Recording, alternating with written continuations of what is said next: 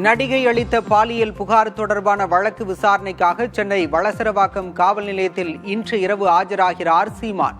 முன்னெச்சரிக்கை நடவடிக்கையாக 200க்கும் மேற்பட்ட காவலர்கள் குவிப்பு.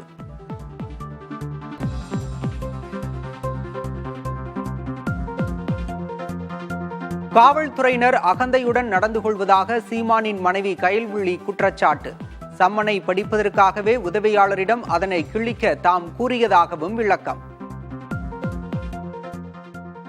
யாருமே இல்லாத வீட்டில் வந்து ஒட்டிட்டு போன மாதிரி நீங்க ஒட்டிட்டு போயிட்டீங்க.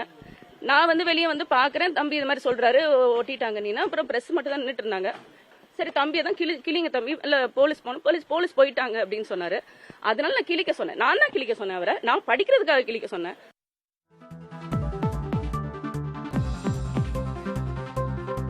தமிழகத்தில் தேசிய கல்விக் கொள்கையை அமல்படுத்தும் பெரும் தேவை உள்ளது.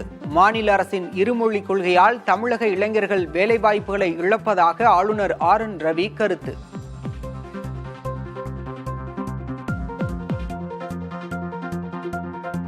மொழி உணர்வு குறித்து தமிழக மக்களுக்கு பாடம் எடுக்க வேண்டாம். ஆளுநருக்கு தமிழக சட்டத்துறை அமைச்சர் ரகுபதி பதில்.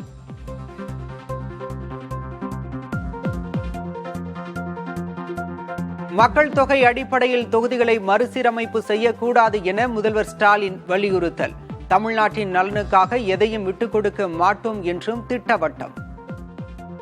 மக்கள் தொகை அடிப்படையில் தொகுதிகளை பிரிக்காதீங்க. நாட்டோட வளர்ச்சிக்காக மக்கள் தொகையை கட்டுப்படுத்தின தென் மாநிலங்களை தண்டிக்காதீங்க. அப்படி நடந்தா அதை தமிழ்நாடும் திமுகவும் ஒருபோதும் ஏற்றுக்க மாட்டோம். நாம ஒரு உறுதி எடுத்துக்கணும். தமிழ்நாட்டின் நலனையும் எதிர்காலத்தையும் யாருக்காகவும் எதற்காகவும் விட்டுத்தர மாட்டோம். தமிழ்நாட்டுக்காக ஒன்றுபட்டு போராடுவோம். தமிழ்நாடு போராடும், தமிழ்நாடு வெல்லும்.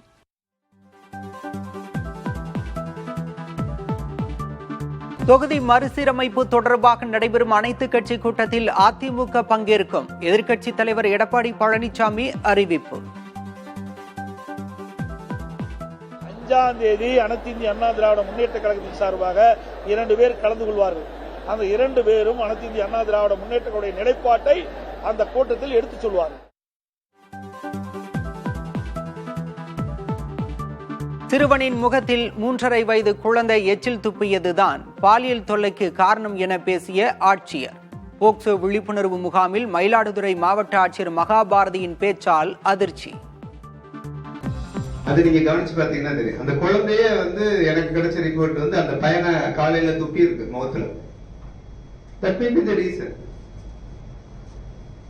அதனால 2 பக்கமே பார்க்க வேண்டிய ஒரு கட்டாயத்துல நாம இருக்கோம். அப்ப இதுக்கு என்ன பண்ணணும்னு கேட்டீங்கன்னா, prevention is better than anything. கியூரை விட பிரிவென்ஷன். இப்ப நம்ம என்ன பண்ணணும், சென்சிடைஸ் பண்ணணும். இந்த பேரண்ட்ஸ் சென்சிடைஸ் பண்ணணும். அதிகமா குழந்தைகளுக்கு இது மாதிரி சொல்லிக் கொடுங்க. இமாச்சல பிரதேச மாநிலம் குலு மாவட்டத்தில் மேக வெடிப்பு. ஒரே இடத்தில் கொட்டி தீர்த்த பெரும் மழையால் பலத்த பாதிப்பு.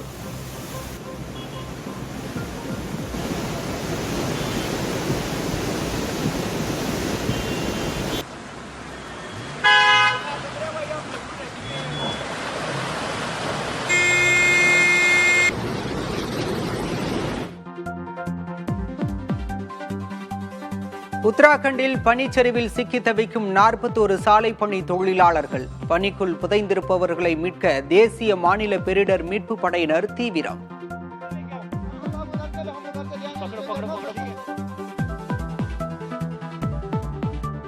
பங்குச் சந்தைகளில் முதலீட்டாளர்களின் பங்கு மதிப்பு 8.82 லட்சம் கோடி ரூபாய் சரிவு.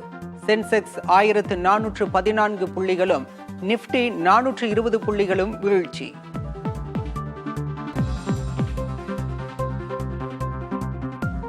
அமெரிக்கா ரஷ்யா இடையிலான இருதரப்பு உறவுகள் பழையபடி புதுப்பிக்கப்பட வேண்டும். இரு நாடுகளும் பரஸ்பரம் விரும்புவதாக ரஷ்ய அதிபர் விளாடிமிர் புதின் அறிக்கை.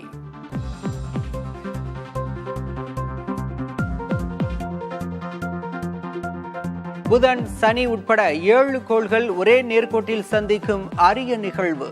இன்று முதல் மார்ச் 5ஆம் தேதி வரை வெறும் கண்களில் காண முடியும் என விஞ்ஞானிகள் தகவல்.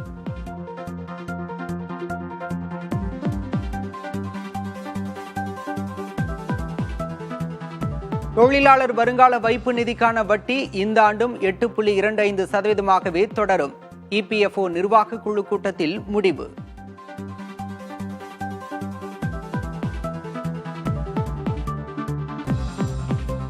சாம்பியன்ஸ் கோப்பை கிரிக்கெட் போட்டி. ஆஸ்திரேலிய அணிக்கு 274 ரன்களை வெற்றி இலக்காக நிர்ணயித்தது ஆப்கானிஸ்தான்.